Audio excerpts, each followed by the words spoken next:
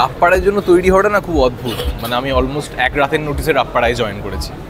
রাত্রিবেলা look set হয়েছে, দিয়ে বলেছে পরের দিন সেট হয়েছে, দিয়ে বলেছে পরের দিন আসতে পারবে। আমি এরকম করেছি শুধু ঘাটটা, হ্যাঁও বলিনি কনফিডেন্টলি। তো হতে হতে তৈরি হয়েছি, কারণ সিনেমাটা প্রায় 6 মাস ধরে চলেছে।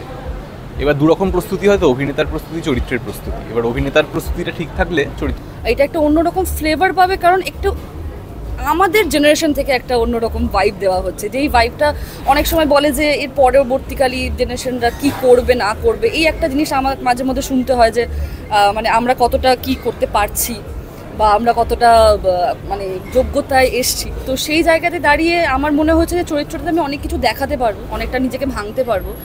রাপ্পাড়ার মিউজিক সামি, উর্বি এবং রিতম তো অসাধারণ, মানে লেখানো তো অসম্ভব ভালো, সেটা আমরা বুঝতেই পারছি। কিন্তু এবার সামির তার সেই যে ক্লাসিক কিছু নাম্বার যেগুলো কোমর পা সব তুলিয়েছে, এখানে কি পড়ে এসেছি এখনো।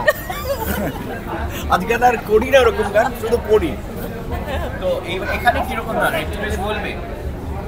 এখানে যদি আমি বলি, প্রথমত এখানে প্রথমত আমি যেটা আগেও বলেছি আবার বলছি যে এখানে এই সাবজেক্টে একটা নতুন আমরা পেয়েছি। গান তো একটা ছবির একটা অঙ্গ, কিন্তু ওটার সাবজেক্টটা একটা অন্যরকম। ইন দ্য সেন্স ডিটেকটিভ ব্যাপার নিয়ে ছবি অনেক আছে বাংলাতে, সেটা আমাকে আর আলাদাভাবে বলতে হবে না। কিন্তু এরকম স্পাইডারম্যান, সুপারম্যান, সুপার হিরো এই গোছের টাইপের একটা ছবি, যেটা কমিক্যাল নয়, একটা রিয়েল রক্ত মাংসর মানুষকে দেখা যায়, সেই রকম ছবি খুব একটা নেই। তো সেই জনরাটাকে আনতে গিয়ে আমাদের অনেক মগজ ধোলাই করতে হচ্ছে, মগজ সাফাই করতে হচ্ছে, মগজ মারি করতে হয়েছে। আর সেটা ম্যাক্সিমাম রিতমকে করতে হয়েছে, কেননা শব্দ খোঁজা বাংলাতে ডিফিকাল্ট।